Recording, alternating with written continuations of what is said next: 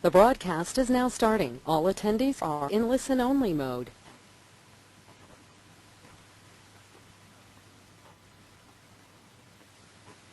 Hello everyone and welcome to our free First Thursday webinar here at Business Training Made Simple. This month's topic is 7 Secrets of SEO. My name's Sarah Kerrigan, I'm part of the team here at Business Training Made Simple, and with me today is David Miles. David's an online marketing consultant, provided services in the past to the likes of BT and Diageo. He also runs our training courses here at BTMS. He does AdWords, Analytics, SEO and Twitter. Before I get started, could we just have a big hello from you all out there, just to make sure that you can hear us? If you could just type it on the chat, just so you can hear us loud and clear, so we can check. Okay, great. Hi everyone, good to have you here. Okay, so the webinar will be recorded and we will email you the link to recording tomorrow, so you can hang on for that. And any questions at all that you've got throughout the webinar, please do post them. And David, if he doesn't answer them during the webinar, we'll have a little question session at the end. Okay, David, so over to you. Should we get started? Yeah, love to. Hello. Hello everyone. Thanks very much for joining us today.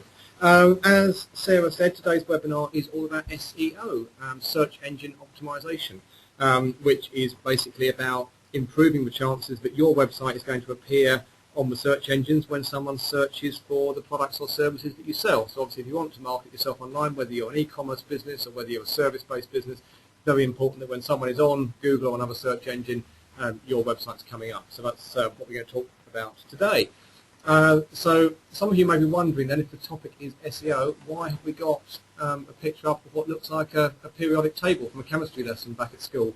The reason is twofold. One, because I quite like it, and two, because it's basically designed to give an overview of all the different factors that come into SEO and which can affect how well you rank on Google for your chosen search terms. And it's a thing that was actually developed by the guys at Search Engine Land, quite a good website for getting articles on SEO and that kind of thing. And we use this slide actually on our full-day SEO course that we run at BTMS, really to give a nice single-slide overview of all the factors that are involved. So obviously today it's a sort of a short webinar. I can't go through every single factor on there. What I'm going to do is pick on 7 of them and take you through those. So I've picked what I feel are sort of the 7 most important ones, and the ones where if you're not doing any SEO at all at the moment, there's the biggest opportunity for some quick wins that you can go in and do some fixes and changes on your own website and see some improvement in your search results from that. Okay, so the first one that we're going to look at, just there we are, is this one here in the middle of the screen, the one that is called CR or research.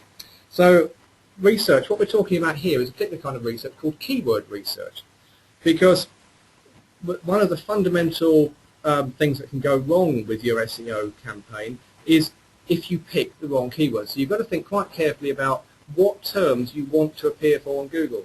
So to give an extreme example, if you're selling balloons, you don't need to be optimizing your website for when someone searches for bouncy castles.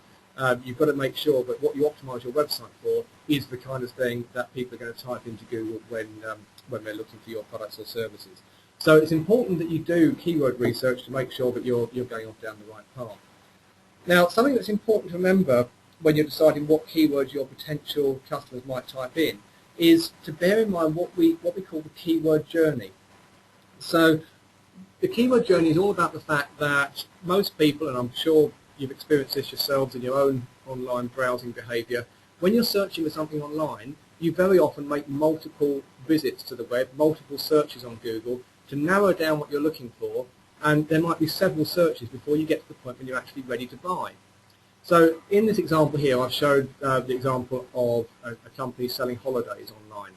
Now, they might start off doing their keyword research and think, right, the search term that we need to be #1 on Google for, or at least on page 1 of Google, is something like cheap holidays. There are 2 problems with that. For a start, cheap holidays would be a very competitive search term, a lot of work involved in optimizing for that. but it's also probably not really the best kind of search term to go for, because the typical customer, when they're looking for a holiday, they might search for cheap holidays to begin with, but then they'll get some results come up and they'll do some research and they'll think, actually, I want to go on holiday in a particular country.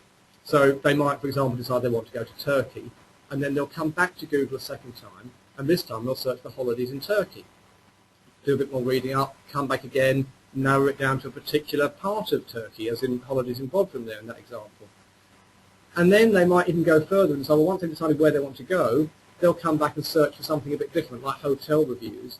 And then finally, once they've decided which hotel they want to go to, they do the kind of search you've got at the bottom there, Aegean Gate Hotel Bodrum Holiday. So a very specific location and hotel. And that's an example of a keyword journey, someone starting off with a very kind of broad, open-ended search and gradually refining it over a period of a number of searches on Google and then coming up with something far more specific. And what you normally find is that as you go down that keyword journey, at the top of it, where you've got a thing like cheap holidays, there'll be lots and lots of people searching for that, but the chances of them being ready to buy are quite slim. And then as you go further down, the number of searches decreases, but the likelihood of them being ready to buy significantly goes up. So by the time we get down to the bottom, there might only be a very small percentage of people searching for something as specific as Aegean Gate Hotel Bodrum Holiday. But if they're searching for something that specific, there's a very strong chance that if they land on your website, they're going to be ready to buy something. So when you're choosing your keywords, you need to think about this kind of thing and think, what are the kind of very specific things that I could optimize my site for? Because it will tend to be easier to optimize for those, and the people you attract are more likely to be serious visitors rather than people who are just doing early stages of research. So very important, and this is why when we run our SEO course, we spend quite a bit of time on sort of keyword exercises for this, thinking up the right kind of keywords, and also working with, as well as using the keyword tools that are out there, working with someone else, perhaps someone from outside the business, to get a different perspective on what your potential customers might search for. We had someone who came on one of our courses a couple of months ago, and he sold things for the home, furniture and bed linen, towels, and all that kind of thing. And he thought one of his most important keywords was going to be homewares. And yet, of course, in reality, because although that's what it's called in their industry, it's called homewares, no one ever searches for that. They would search for specific things like saucepans or towels or bed linen or whatever the particular thing it is they use. It was only when other people in the room pointed that out that he realised that actually what he thought was his most important keyword, homewares, was not an important one at all. So it is worth getting an outside opinion on it. So that's the first one, is getting the right keywords and setting off on the right footing. Once you've decided on what keywords you're going to optimize your site for, then you need to have what we call a landing page on your website, and each landing page should be optimized for a different keyword. So if you end up with a list of, say, 10 keywords that you want your site to be optimized for, you're ideally going to need 10 different landing pages on the site that people can go to, and each one will be optimized for a different one of your 10 keyword terms that you've come up with. And one of the first things you need to do to make a landing page optimized for a particular keyword is to make sure that you pick the right title tag for it. Now, what do you mean by title tag? The title tag of a page is a hidden piece of code behind the scenes of the HTML code that makes up the web page. And what the title tag does is it controls what appears in the title bar of the web browser, or if it's a browser like I'm showing in the screenshot here, where you've got tabs, the title tag controls what appears on the tab. So if you look at the screenshot that's on your screen at the moment, you'll see we're looking at a web page there, and the tab in the top left-hand corner of the screen says Our Services. Okay, so the title tag on this particular web page is set to be Our Services, and that's why that appears on the top left there. And if this page were to appear in a Google search results listing, then the title showing there in the search results would be Our Services. Okay, so that's what the title tag does. Now, this particular example here, do not copy this because this is not a well-optimized page. What these people have done is they've done the sort of classic SEO mistake of they've just set the title tag to be the same as what the thing appears as on the menu of the website. So they've set it to be our services, and they're going to have another page where the title tag is what we do, and another one called the news. And the problem is that means that what they've actually optimized for is the term our services.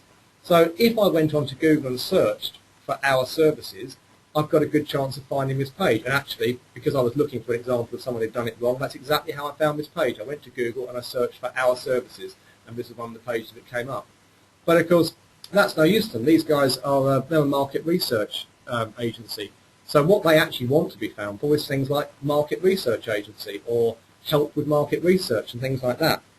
So what they should be doing here is changing the title tag on this page so as it actually reflects what one of their keywords is. So if they decided that one of their keywords was market research agency, that would be a much better title tag for this page. And then they might have another page where their title tag was market research company. That was another one of their search terms and keywords, and so on and so on. But having the title tag set like this will be doing them no favours at all. So what we saw there was an example of how you need to make the title tag relevant to the kind of thing that people will search for. And relevance is a really important thing right the way throughout SEO. You need to have relevant title tags, and you also need to make sure that these two things we look at here on the screen now, the words and the headers, that those are relevant as well.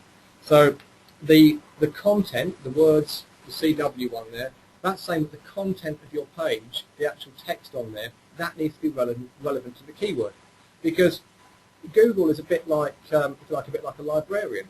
If you go into the library and ask the librarian to find you books on a particular topic, say for example you wanted to find a book on the history of the Olympic Games, then one of the things the librarian will do to help find the right books is they'll look at things like the title, but they'll also look at the content of the book and see what it's actually about.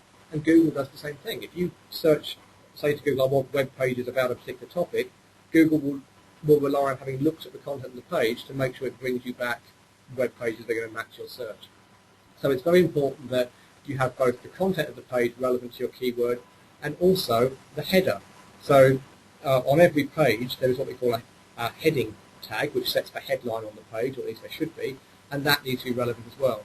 So here's an example of a page which has been well optimized for a particular search term. Should hopefully come up on your screens by now. I'm allowing a bit of time because I know some of you might be on slow connections, so there could be a bit of a time lag with it coming up. But here we see a landing page for a business that is involved in providing grants for home insulation, for cavity walls and for loft insulation and that sort of thing. So this particular landing page here, they wanted that to be optimized for the term free cavity wall insulation in Barnsley. And so because of that, they have made sure that the headline there, the bold big black letters there, is set to something which matches the keyword they want to be optimized for. And you'll see that they've used the term cavity wall insulation Barnsley and those words a reasonable number of times throughout the content of the page. Okay, so it's quite clear to Google that this page is relevant to that particular kind of search, and that greatly increases the chances of them appearing when someone Googles for free cavity wall insulation Barnsley. Now, a couple of things you need to be careful of with this. First of all, I'd say about the headline there, it's got to be keyword rich. One of the things you can probably check straight away is have a look at the home page of your website. There's a very good chance, if you're like many people that I talk to and who come on our courses, that your home page has a headline which is not keyword rich at all. It's very likely that your home page has a headline that is something like welcome or welcome to our website. That needs changing straight away. If that is the case, you need to change your headline to something that has far more marketing impact and far more keyword richness. I don't suppose that when you're sending out flyers or brochures you put things at the top like welcome to our flyer or welcome to our brochure. So for the same reason you shouldn't put welcome to our website as the first thing people see on the home page of your site. It's bad from a marketing perspective, it's bad from an SEO perspective. In terms of the content of the page, well, I've said you need to get the keywords in there and make it relevant, but what you don't want to do is go over the top. You don't want to put the keyword in there so often that it becomes unnatural and becomes spammy. You need to make sure that when you read the page back, you can see it's relevant to that particular term and it's in there a reasonable amount, but not so much that it reads like it wasn't written for a human audience. Okay, don't try and trick Google and the other search engines, because they are very good at spotting when someone's trying to trick them, and they will penalise you accordingly. So that was the third one there, with words and the headers. The fourth SEO tip is to make sure that you've got good description tags. So the description tag is another bit of the HTML code that makes up the web page. And don't worry if you don't know how to set and do the web coding of that yourself. As long as you come up with what the description tag should be, you can go to your web developer and say, I want the description tag to be set like this on each of these different pages, and they can do it for you. Or if you're using a nice content management system like WordPress or something like that, then there are nice user-friendly ways to set the description tag. So what does the description tag do? Well, it basically describes what a particular web page is about. Again, thinking back to my example of libraries and books, it's the little sort of 2 or 3 line blurb on the back that gives you an overview of what the book is about.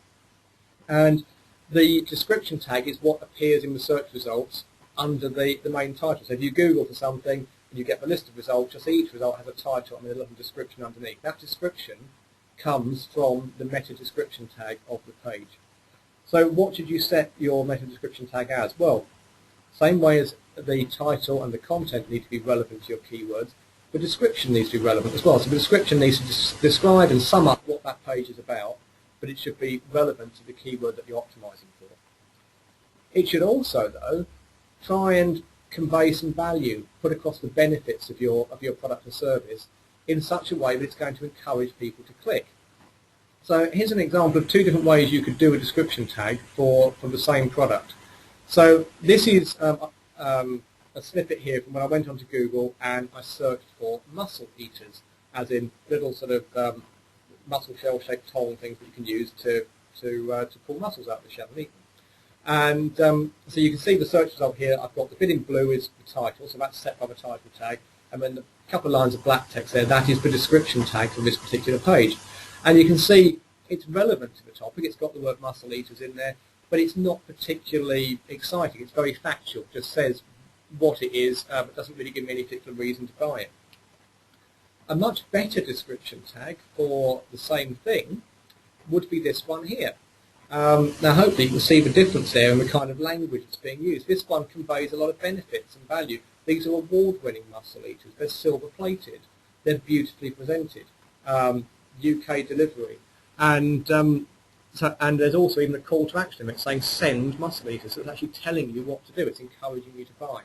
And by doing that, by being clever about the way you write your description tag, you can actually increase the chances that when someone's scanning through a whole list of results in Google, they're going to pick your result, your web page, rather than someone else's. So it's well worth putting a bit of sort of creative thought into how you write those to make them stand out from the crowd and make people immediately see the benefits of choosing your website over somebody else's. Okay, so benefits and calls to action in your description tag, and of course that all-important relevance to the search term. So the fifth one in our list is this one that's in the middle of the screen here, the one labelled AC, which is cruel. So what do you mean by cruel? Well, the way search engines work, Google and the other search engines, they have to, if they're going to give you search results, they have to know about every web page that's out there on the internet and what it's about. And the way they do that is they don't employ millions of people to sit there and read every web page for them. They have automated bits of software called robots or spiders that go out and crawl across the whole of the World Wide Web, reading all those millions of web pages that are out there. So if Google is going to know about your website and be able to include it in its search results, the first thing it's got to be able to do is its spiders have to be able to crawl your website effectively.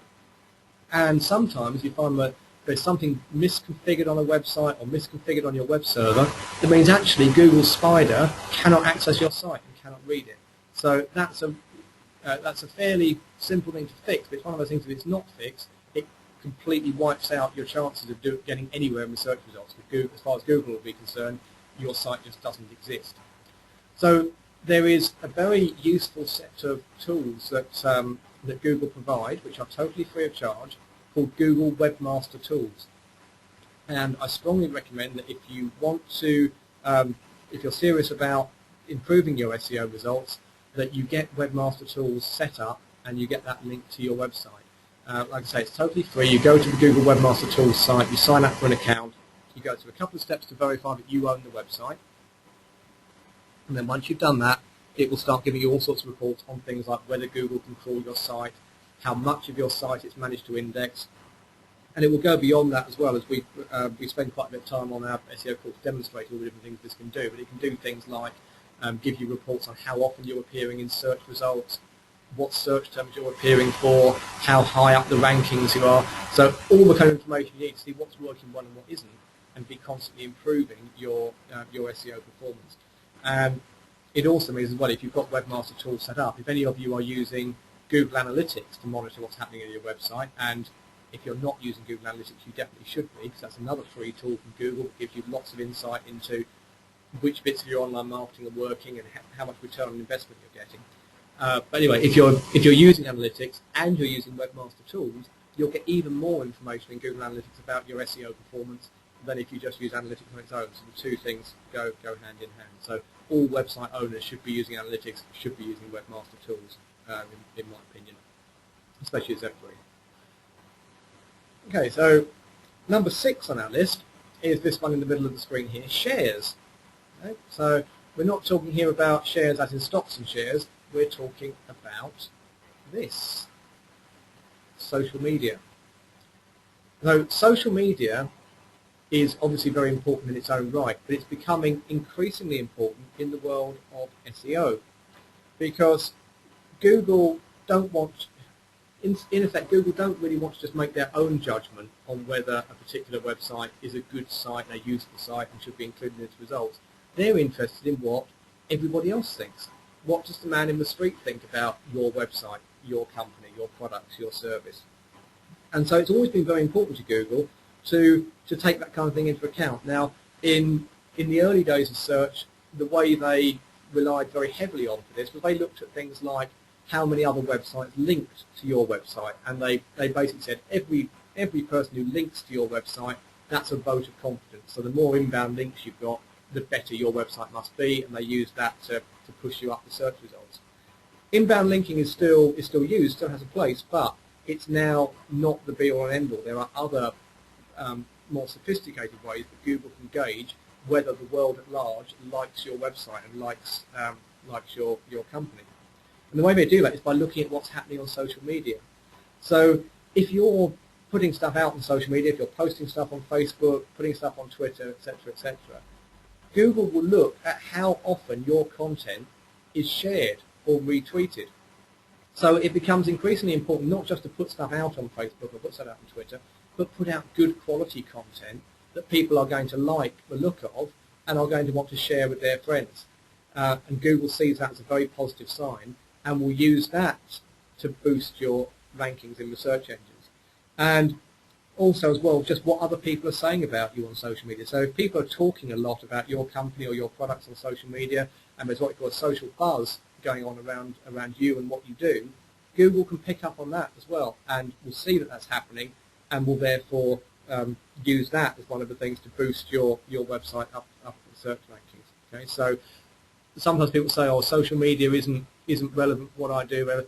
It's increasingly relevant for everyone, because even if you don't believe in the power of social media in its own right, which, quite frankly, I think you should do, but even if you don't believe in that, do at the very least believe that social media will help boost your search rankings, and that's only going to become more and more important over time.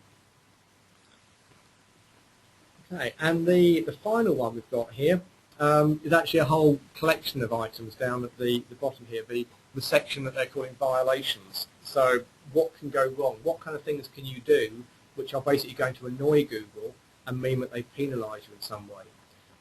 These are what are often known as the black hat SEO techniques. You get these terms in SEO. You get white hat SEO, which is doing stuff the correct way and doing good stuff. So that's kind of what we've talked about up until now. And then you get black hat SEO, which is where basically you're doing stuff that's kind of trying to trick Google. You're trying to find loopholes in the system and exploit them. And so what happens is over the years, as people have found these loopholes and tried to exploit them, Google's had to get cleverer and cleverer and change the way it ranks websites. And they change on an ongoing basis how they rank stuff. It's what they call an algorithm change. And some of these algorithm changes are quite significant and actually make it into the news. You might have heard people talking in the last 9-12 months about the penguin update or the panda update. There are a couple of the big algorithm changes that happened in recent months. But yeah, over the years, Google have had lots of different algorithm changes, and they're all basically designed to make the results better and better and flush out the people who are trying to trick the system. So we've got there things like stuffing is one of them there, the VS one. So that's where people used to be able to do things like just have a page and really overdo it in terms of stuffing the keyword in there. So if you wanted to be found for the term red widgets, you just keep putting the word red widgets in there so much that for a human reader the page just became nonsense and unreadable. Go back many years, that could have helped boost you up the search results. Nowadays Google's a lot cleverer and it wouldn't do. Things like cloaking, this is something people used to try and get away with, where they would have actually two different versions of their website. One version that they served up to human visitors, and then another version that they served up to whenever the search engine spider was visiting. Again, another way of trying to trick the search engines, and so they clamp down on that kind of thing. And then one there that they're becoming increasingly concerned about lately, and there's been at least one high-profile case of a big company getting into trouble with this, is paid links. So because it was so important to get links to your website to show that you had got a good website and that was used to boost your search results, of course what a lot of people ended up doing was going out and rather than letting the links happen naturally, just from people liking their site, they would actually pay to get links to their website. And so if you do too much of that, it can come back and bite you. The example that came up earlier this year was Interflora. They were a big name company who got hit by this. What they did was in the run up to Valentine's Day, so sort of mid-late January onwards, what they did was they bought advertorial features on lots and lots of different local newspaper websites. And there were two issues here. One, the content was very, very similar on all of them. And two, it was obvious that they'd only got the story there about Interflora because they paid the local newspaper site to run that article. And you can see a whole load of them there. So Google spotted this and they didn't like it. They thought this is Interflora trying to play the system and trying to get themselves ranking sort of artificially for stuff. And so they actually removed Interflora completely from Google. They got wiped out of Google on the 13th of February, which obviously if you're a florist, 13th of February is not a very good day, one day before Valentine's Day, to suddenly disappear from the search engines. So that has had a massive impact on their business around one of the busiest times of the year. So really, really, drums home the message. Do SEO, but don't try and take shortcuts. Don't try and be cleverer than Google because they will spot it and they will penalise you for it. In the kind of way that they did there. So there you have it. That's sort of a bit of a whistle-stop tour of what I think sort of some of the things you need to concentrate on, the 7 most important ones out of there. Like I say, and as you can see on the screen there are a lot of other factors to it. What I've showed you there is not the be-all and end-all of SEO, but hopefully that gives you enough of a starting point to go out and make some changes and improvements on your own sites. And obviously if you want to find out more about those 7 things or any of the other things on there, then you'd be very welcome to come along to one of our SEO courses, and I think the next one is on the 14th of August. So I hope you found that useful, and look forward to seeing you on a course very soon. Thank you very much. Okay, great. Thanks, David. We've just got a few questions for you here, asking people. So here's one. Is it worth paying for Google AdWords and other similar paid marketing over and above SEO for your site, or better to optimize your site first? Okay, that's a very good question. The short answer is yes, it is worth paying for Google AdWords. The slightly longer answer is I always recommend to everyone who comes on the courses and all my own clients that in an ideal world, as long as the budget allows, they should be doing SEO and they should be doing AdWords. One of the very simple reasons for that is if you do both and you're successful with both of them, then you will appear on page 1 of Google twice. So when someone comes along and types in holidays in Turkey or whatever your keyword is, if you're doing AdWords and you're doing SEO, you'll appear twice. There's double the chance that they'll click on your website rather than one of your competitors. And so that would be the main reason. There are other reasons for it as well. It's been shown that if you're on AdWords, it increases the number of clicks you get on your organic search result as well. And also AdWords allows you to go after a wider range of keywords than perhaps you could do with just SEO alone. So yes, I would strongly recommend that you do both. All good marketing relies on multiple strategies. So you should never rely just on SEO and never rely just on AdWords. You should use a combination. Okay, great, thanks. Another one here. I'm trying to optimize for a particular keyword, which is a general description for an event. If I name every event with this first and then the actual event's name, would this be okay? I'm a little bit confused by the question actually as to what's being asked there. Similar to training purposes. Yeah, so I think what you're saying is you've got, as Sarah said, it's a similar thing to what you have with a website like the Business Training Made Simple one, where you're doing overall things like social media training, but then you've got specific things within it. So my general advice there would be you optimize your home page for the more sort of general thing like online marketing training or social media training in that example, and then you would have individual landing pages for each of the specific things. So if you were doing social media training and then you also had specific courses on Facebook and another one on Twitter and another one on LinkedIn, then you'd optimize those individual pages for the particular course. You'd optimize your home page for the more generic overall term. Okay. I hope that answered the question. So I'm not totally sure if that's what the question meant, but that's good advice anyway, even if it doesn't answer the question. Okay, hope that helps, John. Another one here. So you mentioned Webmaster tools and linking this to your website. Does that work for a WordPress site, whether .com or .org? And if so, is it a task for a developer or could one do it themselves? And that one's from Lizzie. Yes, Lizzie, not WordPress. Webmaster tools will work with WordPress. It will work with any kind of website.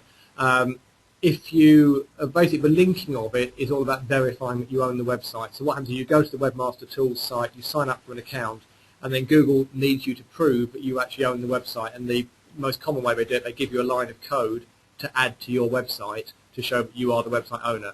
And adding that line of code is easy to do yourself if you're using WordPress, because WordPress is such a great flexible platform. But yes, you could do that yourself using WordPress. But if you're using another kind of website, you might need to get your developer to add that line of code for you. Okay, great. So one more. I've recently suffered from a violation with Google. I don't know why. 2 questions. 1, how do I find out why? And what are tips to get back on Google? That's quite a broad question. It is, yeah. It's difficult to say for sure without knowing sort of what the violation was and how it happened. I mean, I would say the first thing to do is... Sorry, also we said, also help. I'm not on Google Maps anymore. Okay. I mean, you may have been removed from both for whatever, for the same violation, whatever it was. I would say in the first instance, if you've not already done so, contact Google support people. They may be able to tell you what it was you did wrong. In terms of getting back in, it depends a bit on the response you get from them as to how to correct it. You could, as a short-term measure, and actually this is what Interflora had to do when they got kicked out of Google earlier in the year. You could, as a short-term measure, use AdWords instead to get back in. And then meanwhile, while you're doing that, try and start a dialogue with Google and find out what it was that led to the violation, and then go and correct that. Okay, great. And a couple more come in here, so we've got a bit of time. So I'll just go through them. Would a web designer charge more for SEO in designing a website, or should it be part of their normal design services if building a site from scratch? Okay, I have to be very careful what I say here because we may have some web designers on the line. Right. If all you're doing is paying someone to design your website, then strictly speaking, all they would be doing is designing your website. Some web designers will hold their hands up and say they don't know about SEO and that you should get an SEO person involved from the start to help with that. That's perfectly acceptable, no problem with that. Other web designers will just keep quiet about SEO altogether, and then you end up with a website that's been built and there's been no SEO done at all. And it's very common. The people I meet on the courses are often in that situation. The worst one is some web designers pretend they know about SEO and they'll charge you for doing SEO on your site when actually they don't really know enough about it. So I would say ask your web designer to be honest with you. Do they know enough about SEO to do it, or do they have someone within the agency who does SEO? Because design skills are quite different from SEO skills. They're different kinds of techniques. So if you're going to a large web agency, the chances are they will have designers and we'll have SEO people separate. If it's just a one-man band web designer, he probably is going to need to refer you to an SEO person, unless he's absolutely sure that he can definitely do it himself. But yeah, certainly ask the question, but do be prepared as well. But if all you're paying for is web design, even if it's the same person doing it, they're probably quite rightly going to want to charge you more to do SEO on it as well. But if you can build the SEO in from the start, by whatever means, that's much, much better than trying to go back and sort of retrofit it afterwards. Okay, hope that helps, Michael. So one from Richard. Do you have any free online tool suggestions to help us with keywords on a very heavy information-giving website, apart from Google Analytics and Webmaster tools? Yes, in terms of choosing keywords, then Google have within AdWords, they have a keyword tool, or a keyword planner as they now call it, and you don't have to be using AdWords to use that. You can just go in, use the tool. It's basically aimed at AdWords users, but it can still be used by anyone to get keyword suggestions there. There are other online tools as well, which are, some of them are paid for, some of them are free to a certain extent and then paid for afterwards. Things like Word Tracker would be one example. But yeah, it's some of it's sort of personal preference and playing around with things. But certainly, the AdWords keyword tool is a good starting point. Okay, great, David. I think that's all of them now. Unless anyone's got any last-minute questions they want to type in. If not, as you can see on our screen, we'd love for you to follow us on our social media platforms. We're constantly posting hints, tips and current social media news. We also post any past webinars on there as well, so you can keep your eyes open to any that you might have missed. And any questions that you have at all on any of the content that we cover on our training courses, you can post them on Facebook. We've got a blog which goes out twice a week, again full of hints and tips on all the topics that we cover. And of course, our webinars, which are every month. Our next webinar is on the 5th of September, and that'll be with David Taylor. And that topic is creating social media culture within your organisation. So you can register now for that on our website under our webinars page to reserve your place.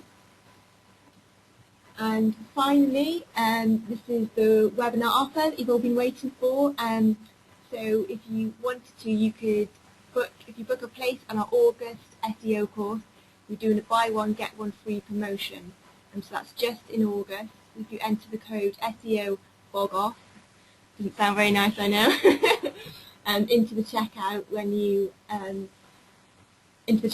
book the course, then it will give you the relevant discount. So it's buy one get one free. You can bring a friend, a colleague, or whoever you want. Okay, great. Thanks everyone for joining us today. I hope you all found that very interesting. And we look forward to welcoming you again next month on the next one. Thanks again. Bye. Bye.